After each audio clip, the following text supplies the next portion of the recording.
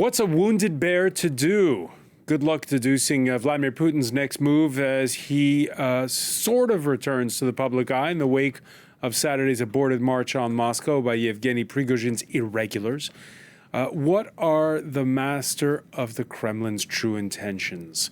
With Belarus's president now claiming that he's hosting the Wagner Group mercenaries boss, we'll ask what is the real deal and what it means for Ukraine. And a leader there who's made a point of staying in the public eye. On Monday, Volodymyr Zelensky fraternizing on the front lines with troops who appear to be ignoring the infighting over the border and getting on with the job. But Kyiv is cautious. Russia could well try to change the conversation with carpet bombing or worse. How much more pain can Putin inflict? More broadly, what's the long view for both countries after what will soon be a decade of fighting?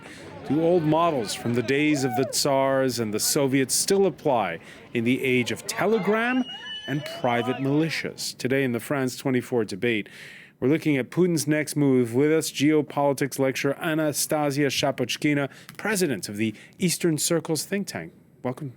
Thank you. Thanks for joining us. Thanks as well from Warsaw, Belarusian journalist Hanna Lyubkova, non-resident fellow at the Atlantic Council. Welcome back to the show. Hello.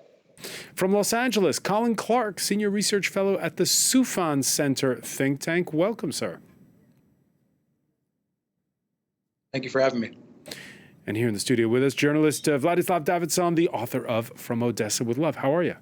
I'm okay. Just had my opening. The opening of? My gallery. You're supposed to come. Oh, okay. Thanks for the poke. The France 24 debate, where you can join the conversation you have on Facebook and Twitter. Hashtag F24debate.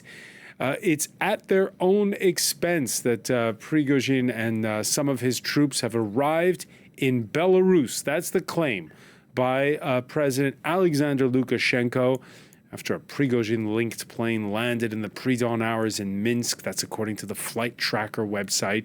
Lukashenko offering them abandoned military bases to set up camp. And later in the day, giving his version of his Saturday mediation, saying he told Vladimir Putin, quote, "Of course we could kill Prigozhin, but don't." Then he describes what he said on the phone to the Wagner Group boss. I told him, Zhenya, no one will give you either Shoigu or Gerasimov. Especially in this situation, you know Putin as much as I do. Secondly, he will not talk to you, not only to meet, but will not talk on the phone due to this situation. Silence. We want justice. They want to strangle us. We will go to Moscow. I tell him that halfway you will be crushed like a bug. Hanna Lyubkova, for those people who don't follow Belarus closely, what to make of what we just heard? I think here Lukashenko, the dictator of Belarus, is trying to present him as this wise man, the negotiator-in-chief who keeps everything under control. But in reality, his role might have been only as a messenger, as a middleman, as an intermediary, because Putin did not want to negotiate with Prigozhin, directly engage with him. But throughout this, hour or something, when Lukashenko spoke to his officials in the military, he kind of even humiliated, I think, the Kremlin in a way, because he kind of tried to benefit from this entire situation. But again, right, it's actually Prigozhin who is being sent to Belarus by Putin, and this is how it looks. And Lukashenko didn't have any tools or will to say no to this. And Hanna, do you believe that there is actually going to be mercenaries of Wagner who are going to pitch up and set up a camp, and to do what? We don't know. As of now, there is no confirmation then that Wagner militants have been transferred or have crossed the border with Belarus. That was confirmed by the Ukrainian intelligence. We don't know that Prigozhin has flown to Belarus, and Lukashenko confirmed it. So this is the status quo for now. When it comes to what are they going to do if they would appear, of course, that's a brilliant question. whether they are going to be used to attack Ukraine again or sent to Africa to participate in these operations as they've been doing so. There are many questions about that. Also, we have mercenaries. I mean, this is a criminal offense in Belarus, so it's very, again, interesting how from this kind of context of the law, legal system, how it's going to look. But of course, again, if they are there, if they will be transferred to Belarus, Belarus will become a target for the Ukrainians and basically will threaten, I think, the population in Belarus, but also Western neighbors of Belarus. Anastasia Shapachkina, since February of 2022, several times Belarus has come up as the possible striking point for a new front. It was used by the Russians at the outset. We all remember when they took over the Chernobyl nuclear power plant and moved south before pushing back. Do you believe that Belarus will become a staging point once again? Well, Belarus, we have to understand that it's a de facto, you can look at it as an annex of Russia at this point. Geopolitically, it doesn't exist since August 2020, mass protests and the choice of Lukashenko to squash them in blood. And then since Lukashenko's support for Putin after the full-scale invasion of Ukraine in February 2022, it went even from bad to worse, so to say. So geopolitically it doesn't exist. Lukashenko is fully dependent on Putin, politically, militarily, and economically. And the 20-year process of merging the two states, which Lukashenko had managed to prolong as much as he could before the full-scale invasion, now is de facto accomplished with over 100,000 troops, Russian troops stationed in Belarus, and also with Russian nuclear missiles. Also so if what you're saying is true, that Belarus is just a province of Russia now, Absolutely. Is it good for Yevgeny Prigozhin's health to be retiring there for the time being? He does not have a choice any longer. Yevgeny Prigozhin had all of the cards, so to say, stacked for him just about 3 days ago. And he blew that opportunity, as well as the livelihoods of people who believed in him. And we have to remind people that those are people, who, including Yevgeny Prigozhin, who would take even more radical position also on the war, on Russia's behavior, etc. And that he decided he was talked out of it. Here, Lukashenko gave us a summary of the conversation. Was it that? Was it something else? It's not his choice. Prigozhin has never been an independent actor. His actions cannot be considered as an actions of a political figure which is shaped. He was being kind of prompted into having some political role, but we have to understand that behind him there are actual figures who actually know how to do these things, and these are the GRU, the creator of Wagner, and then... So you're saying he didn't go rogue. You're saying he's been put up to it by other people. In a sense that Prigozhin is just a prisoner. He's just a zek. And that means that potentially, individually, he doesn't have a political agency. He does not control, like Sechin, for example, the cash flows of which he's in charge. He's in charge of some cash flows, but most of his money would come from government budget contracts, for food, the schools, the prisons, the army. All of his weapons came from the Russian army. All of the Wagner weapons, they didn't buy them separately with their own cash, which Prigozhin had created as an oligarch beforehand. No, they took them from the Russian army and then they used the budget money to exist and to pay salaries. So himself, he doesn't really represent a political force of any sort. Now, he was made to believe that he probably was a political force, but he has never been that. Behind him, there is the GRU, the Russian military intelligence agency, and then the one of the communication channels for him traditionally had been the Russian oligarch Yuri Kovalchuk, very close to Putin and within Putin's inner circle. Hence, the importance of all of these events and of their kind of undoing was to see that what are going to be the consequences for Russia. We have to understand that, of course, I think Putin understands that the people within his inner circle somehow were behind the guy who dared bring 25,000 people up to in the direction of Moscow. And now what I think we should expect next is the zachistki, or going inside and cleaning up from inside, although I don't expect it to be as flagrant and crazy as firing. The defense minister Putin has not in his career fired people who've proven to be deficient. He has stuck by his people within the elites who've proven to be deficient instead of circumstances. All right, let's listen to Vladimir Putin. To think that Yevgeny Prigozhin used to avoid publicity like the plague, and on the eve of last year's all-out invasion, Putin was still denying any link between the Russian state and Wagner. Well, that was then, this is now. Содержание всей группы Вагнер.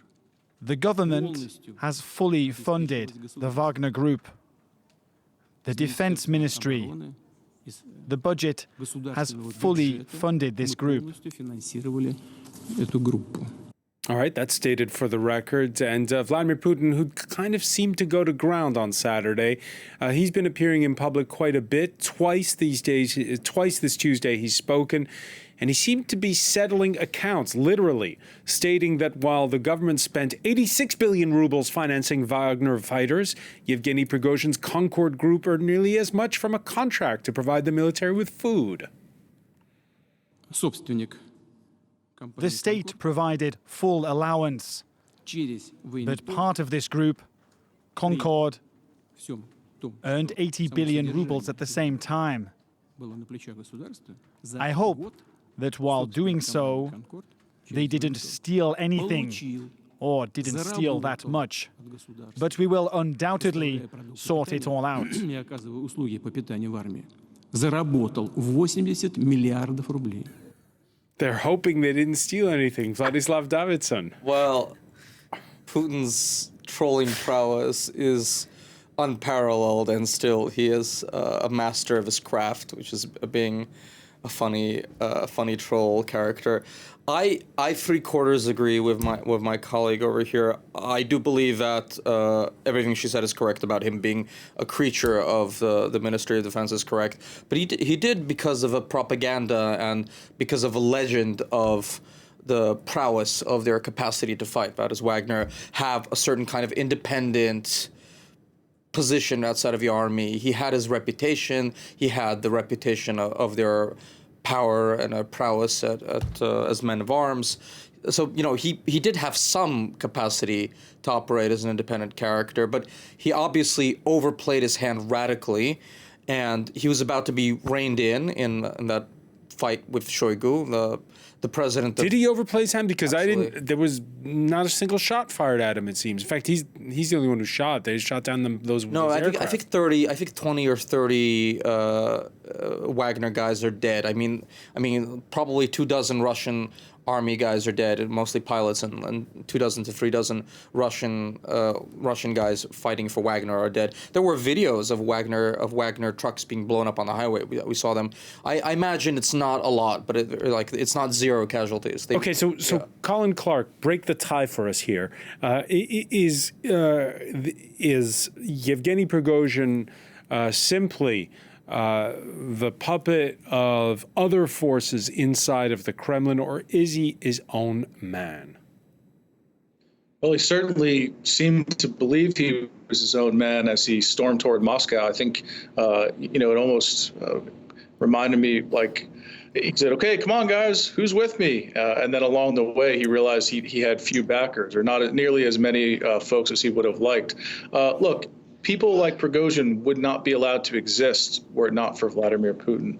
And if Putin wants to end Prigozhin, he'll do it, and he'll do it at a time, of his choosing. So I would be worried for my future if I was Yevgeny Prigozhin, even being in Belarus. But Putin really just kind of lifted the very thin veil on what we've already known, which is that Wagner was an extension of Russian foreign policy. In fact, Russia, I would argue, has come to over-rely, has become addicted to mercenaries to function in the world, to carry out its activities in sub-Saharan African parts of the Middle East. And there's going to be a lot of questions about how Russia goes forward. If these individuals are reflagged as formal Russian military, that brings it with it a whole host of other complications. But we saw, for instance, in 2014, that there were forces that came from Russia, joined those separatist groups in the east of Ukraine, and then were eventually incorporated. Is that just following that playbook? Look, I think that's what a lot of this struggle that kind of overspilled was about the Russian Ministry of Defense attempting to streamline command and control, to take this group, which has gained infamy fighting in Ukraine, and bring it kind of under heel, if you will. Prigozhin's videotaped diatribes have been alienating him from, senior Russian military leaders for months, and this was really just the culmination of something. And and if you go back to even to go back to Syria to see some of the divisions between Wagner and folks like Shoigu and others, this was really a long time in the making. We saw it finally boil over. I don't think many expected to see it boil over in such dramatic fashion and to reveal all these internal Russian fissures like we did in the past 48 to 72 hours. And perhaps overlooked is on Saturday, while Prigozhin's forces were still marching on Moscow, Russian investigators raided his headquarters in St. Petersburg, as well as a hotel he owns. There, they reportedly seized the equivalent of $47 million cash stuffed in cardboard boxes. This was unearthed in a minivan, along with 5 kilos of gold bars, 6 pistols, and 5 bricks of an unspecified white powder. So suddenly, Anastasia Shapochkina, there's all this evidence surfacing. Now, by the way, Prigozhin says that this is all to pay the widows and to, quote, settle other issues. That explains why some of the widows are actually rather excited about their husbands going to the front if they don't decide to say, in addition to getting rid of somebody who himself just went into prison for 25 years or was actually not so kind to the widow at home before he died. And she also is going to receive a golden bar. Well, that's a great deal. I'd say I understand now better the widows, but those ones who are rejoicing. But just to kind of come back to Prigozhin's cash flows, I mean, of course it gives a great TV imagery if just in a minivan parked next to a Wagner headquarters, we can uncover cardboard boxes stuffed with gold and dollars. But I don't think that actually gives us a real insight into how Wagner has been financed. Are you insinuating it's a setup?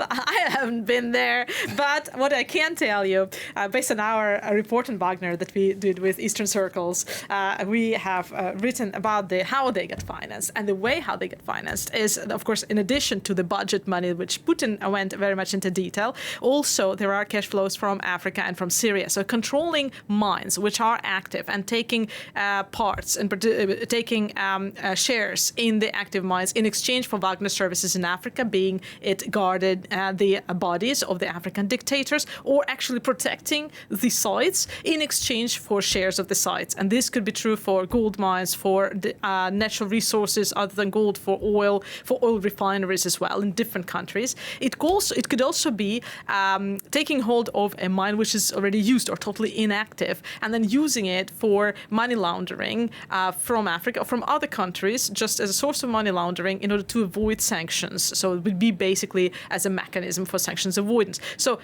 in terms of the sources of income, there are different sources, and this is, I think that all the variety of sources and the complexity of the mechanisms kind of precludes me from assuming that Prigozhin personally would keep everything just in a minivan sitting in front of the Wagner headquarters in St. Petersburg.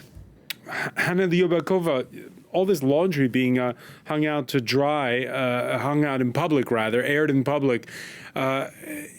How do you sort what's fact and fiction from all this? You mean what? Sorry, can you repeat again? What is fact and what is fiction now when it comes to the relations between the Wagner Group and the state, and this sort of the way that the money flows? Well, I'm not an expert on Prigozhin's money flow, of course, but I can say perhaps here about the potential Belarus role, because, Lukashenko, of course, is very much dependent on Putin. This is something that we, of course, understand. Lukashenko controls the situation inside the country, but he is dependent again on Putin. So it might mean that there might be a deal indeed between Prigozhin, Lukashenko, and perhaps even the Kremlin, how Belarus can be used in all these schemes. So I think that's another danger here. So for now, Lukashenko has been talking about Wagner militants potentially coming and instructing, teaching Belarusian troops. But maybe they're also considering using Wagner and Prigozhin perhaps in those schemes as well. So this would be it's just a speculation, it's just an assumption, but we should not exclude this. So what you're saying is that they could be used as well to try to go into that lucrative mercenary business in Africa around gold mines, around diamond mines. Just to add on that, yes, Lukashenko has already interest in Africa, and he traveled to Zimbabwe most recently. He has also interest in the Middle East, so we should keep this in mind. And of course, he can again use Prigozhin's contacts, right? So he might use this as well. And since he extended this supportive hand, as Prigozhin mentioned, Lukashenko might expect some tangible gratitude from him and perhaps from Putin as well. It depends, of course, how long a shelf life Yevgeny Prigozhin has now. June 10th was seen as the date when it all went south. That's when Russian Defense Minister Sergei Shoigu ordered the mercenaries to sign contracts and fall under his command. And if Russian intelligence was caught out by last Saturday's events, U.S. spy services were not. They even briefed Congress on it over the past 2 weeks. The situation began to develop as it did. I directed my national security team to monitor closely and report to me hour by hour. I instructed them to prepare for a range of scenarios. I also convened our key allies on a Zoom call to make sure we were all on the same page. They agreed with me that we had to make sure we gave Putin no excuse. Let me emphasize, we gave Putin no excuse to blame this on the West or to blame this on NATO. No excuse to blame it on the West, blame it on NATO. Colin Clark, is he insinuating there that the Americans called the Russians to warn them? No, I think he's suggesting that the United States, backed off and, didn't try to press the advantage, and in fact even told the Ukrainians it wouldn't be wise to try to take advantage of the current infighting within Russia.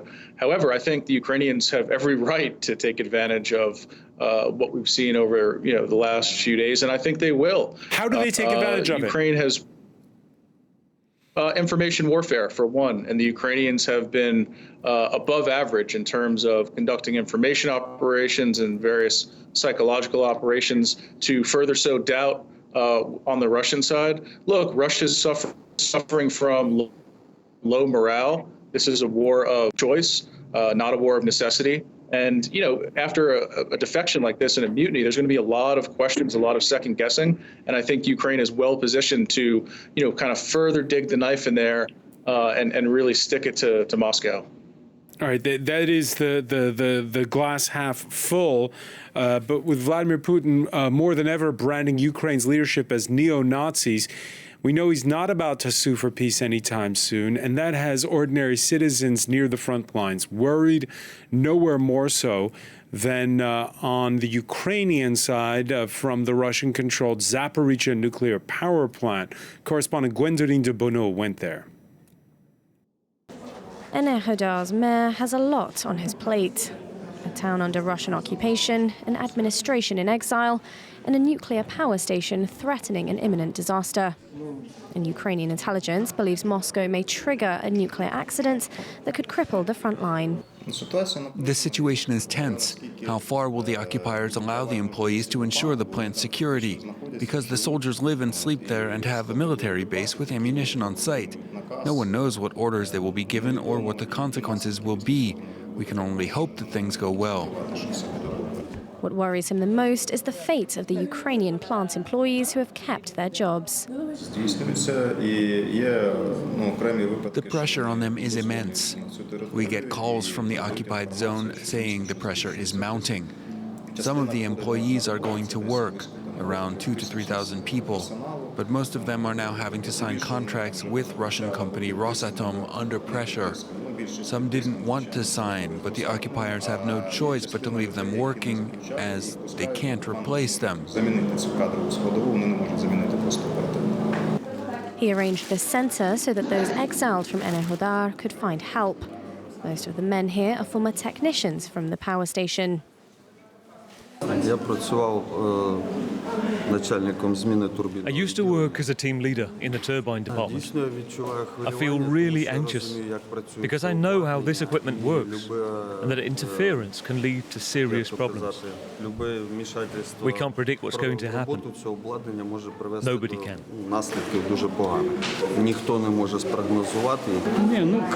How can we not worry? I'm worried because this is my town. And there's enough troubles without a problem like this. But I trust the employees. I know a lot of them, and they'll fight because they live here. But with these lunatics running the site, pardon the expression, anything is possible. The recent destruction of the Novokakhovka Dam doesn't keep their hope alive. Whilst a painful thought, their power station has indeed become a weapon in Russia's arsenal. Anastasia Shapachkina, trouble in Moscow? Is it trouble in places like Zaporizhia? I think it's not just in places like, it's trouble in Zaporizhia. And the reasons are several. Right? First of all, we've been talking about this threat for the last year and a half. And in April 2022, on this very plateau, we talked about what is going to happen, what would mean the destruction of Kakhovka hydro dam for Zaporizhia. It would mean that we're literally just now sitting, staring at the clock and waiting for the level of the water to go down sufficiently enough for the meltdown to quote unquote naturally occur. That has already happened. That's the first thing. If the Russians do nothing and they just facilitate maybe the level of the coolings of the water for the cooling system of the fuel to go down, that just can happen. That's one option. Another option, of course, they've stuffed it with explosives since March 2022 when they first occupied the power plant. And that means, of course, the option would be to use the civilian nuclear power plant as a nuclear weapon to generate the same effect as would be generated from the explosion of an atomic bomb without it being an atomic bomb, thus without any ally having anything about it in their nuclear defense strategy. But you contaminate both sides of the front line. The advantage that the Russians have is that they don't care about their side, not only about on the front line, but also on the rear. And that is because, of course, that would render 1/3 of the Ukraine absolutely unusable. And I think we could forget talking about the export of any Ukrainian foodstuffs anywhere at all in the world. But it would also render part of Russia, you'd tell me, contaminated. And the half-life of a uranium nucleus is 10,000 years. However, the advantage that the Russians have, the military advantage, they don't care about the Russian side at all. And that would really solve Ukraine problem for them in the condition when now we saw why the last weekend they are no longer in a position to do mobilization. They cannot do full mobilization. They have lost, according to estimates, between 200 and maybe over 300,000 people. And mobilization would mean more, maybe Saturdays like we just lived through. And so now they are thinking, I would imagine they're thinking about what else can they do. They've already done Kherson, which is huge. It's not just nothing. It's one of the 3 potential mass destruction weapons. Now they can do chemical weapon by exploding a plant in Crimea. They can do nuclear. And these are the options. And what is the reaction if they explode the nuclear power plant? It is not present in any nuclear strategy of any power. It's not a bomb. It's a civil nuclear plant. Colin Clark, your thoughts? I agree wholeheartedly. I think, especially with the Russians don't care. This isn't considered beyond the pale for them based on what they've already done, the crimes against humanity and war crimes that their forces have already committed in Ukraine, the fact that they're deporting children from Ukraine to Russia. Nothing, again, is considered kind of beyond the pale, including something as disastrous as this. And we very well could see it. So what does Ukraine do? What does the West do? Well, I think Ukraine is likely,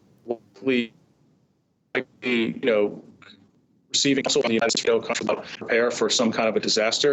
Again, I'm not an expert in nuclear or civilian nuclear power plants, but I think one thing is clear is we've got to be forthcoming with the intelligence and potentially pre-bunk these plans, be as transparent as possible to show exactly what the Russians are up to and what they may be planning. It's a tough one, Vladislav Davidson, because we've been talking about the Zaporizhia nuclear power plant since February of 2022. Sure. And it kind of feels like almost like we're crying wolf because we've talked about it so much. Yeah, I mean, look, it's a real concern. It's a real problem. It's a real danger. The only thing that I can imagine does anything to deter this is American, Indian, and Chinese pressure. I don't even know if the Europeans can do anything, but I think the fact that the Americans and the Chinese discreetly call them and they say, look, we have a playbook for what happens if you use weapons of mass destruction, especially nuclear, and it's going to be really bad. They do respond rationally to that. So that's the one thing that I can imagine can keep that from happening. Ukraine is keeping updates on its counteroffensive, by the way, to a minimum, because we've been wondering if another possible scenario is to try to encircle that area. According to pro-Kremlin Russian war bloggers, Ukrainian troops have now seized a village opposite Kherson. This is on the eastern bank of the Dnipro River, near the destroyed Antinovsky Bridge.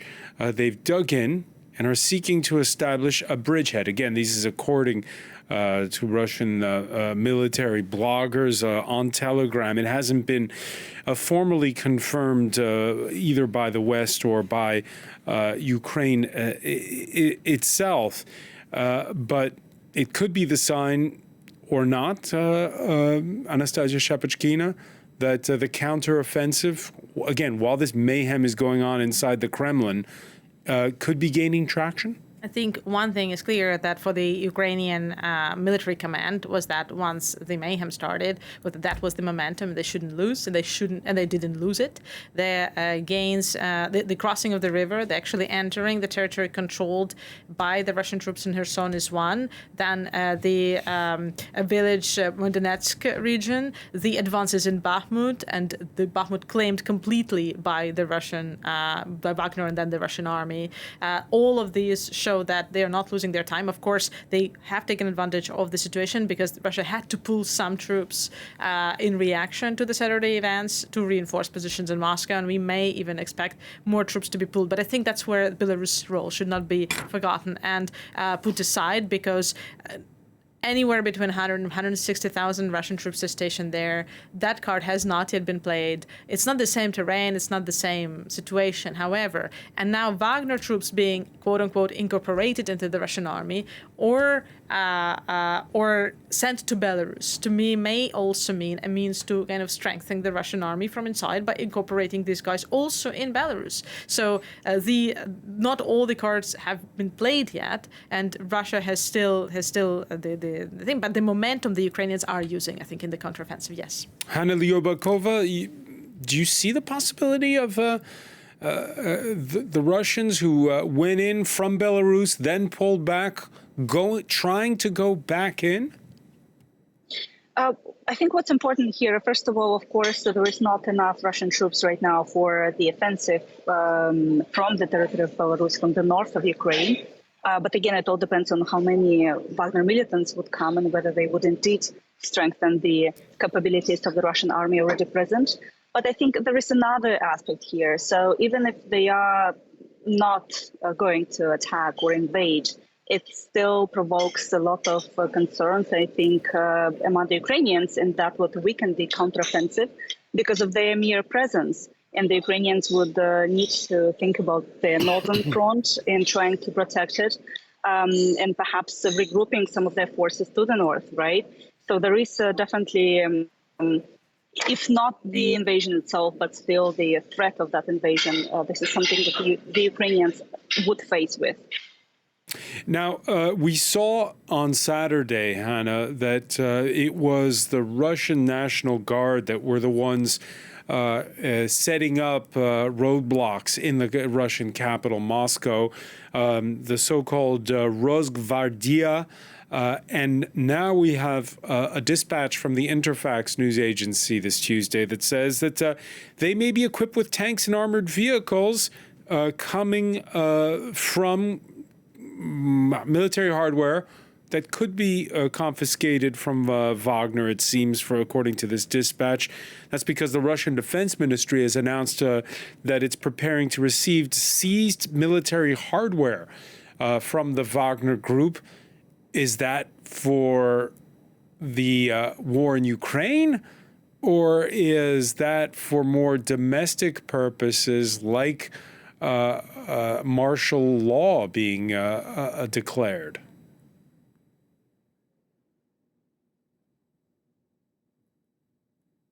We seem to have lost the connection there with Hanna Lyobakova. Your thoughts on this, Vladislav? Yeah, well, first of all, those tanks were given from the defense ministry to Wagner. It's like taking money out of one pocket and putting it into another pocket. It doesn't really matter how you account for it. That's Russian state property. It was loaned out to Wagner. It doesn't really matter if you give it to Rosgvardia on a Monday, Wagner on a Tuesday, the Russian defense ministry on a Wednesday, to the special forces on Thursday, to the interior minister on Friday. It doesn't matter. It's Russian state property. But what's the role going to be now of the National Guard? Okay, well, that's a different question. So Rosgvardia is run by this guy, Solotov, who they are already kind of a Praetorian Guard for Putin, and they already have far more men than does Wagner. But it's interesting, they didn't really do all that much during these events. They kind of stood back and watched what was going to happen, and they took up positions to defend Moscow, and they have tens of thousands of troops, whereas like I think 4,000 or 5,000 actually of the Wagner guys reached the Moscow inner highway loop. Like obviously Putin's even more paranoid than he was yesterday, and he's incredibly paranoid always. So he's going to be relying more on diffusing military power and getting rid of upstart forces, which can cause problems for him. So Wagner is going to be partly disbanded, partly allowed to leave for Belarus, and partly allowed to just join other mercenary groups.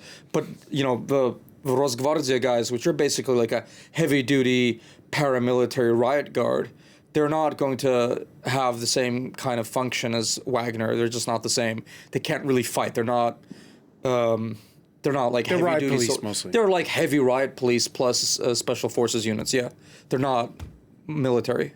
We really have to keep score, Hanna Lyobakova, who's back with us, I think, from Warsaw, when we're trying to follow along what happens inside of Russia. You have the regular army. You have this, as you describe it, a Praetorian Guard, Vladislav Davidson is describing it as. You have private military companies, and Wagner is one of several. And Interior Ministry. And the Interior Ministry. And the police. Why is it and the special forces? Hanna, why is it so splintered? Let me ask you. For the weak internet, I'm actually at the airport right now, literally. No, I mean, well, it's not that many if we look at this in a more realistic way. When it comes to the regular army, of course, there are conscripts, right? And we might consider that there are so many of them, but there are not many combat-ready troops. They never fought anywhere. And I think that was actually striking what Lukashenko said today, that he would invite Wagner instructors to instruct Belarusian soldiers for what? That's the question. Does Lukashenko consider sending them to Ukraine? That's a very important question. I don't really think he is going to do this at this point because the population, the majority of Belarusians, are against this move. But still, I think that's quite a development here. And when it comes to the rest, when it comes to security forces, of course, they are taught how to suppress the dissent, how to fight against the population, people protesting on the streets, peaceful citizens. And this private campaign that was established, like the Wagner one, Guard Service, it's called, it doesn't really have a lot of recruits among Belarusians. And there were rumors that those people might be sent to Africa in the same way as Wagner militants. So it doesn't really play a huge role inside Belarus. Of course, those riot policemen play a huge role. Anastasia Shapachkina, in that report that you flaunted for us earlier, you described this as the privatization of geopolitics, private military companies like Wagner, each one dependent on their patrons. Sergei Shoigu, the defense minister, has got his own. Why does the defense minister need a private military company? It's a way to direct your cash flows, and it's a way to have cash flows, which you can then kind of half own.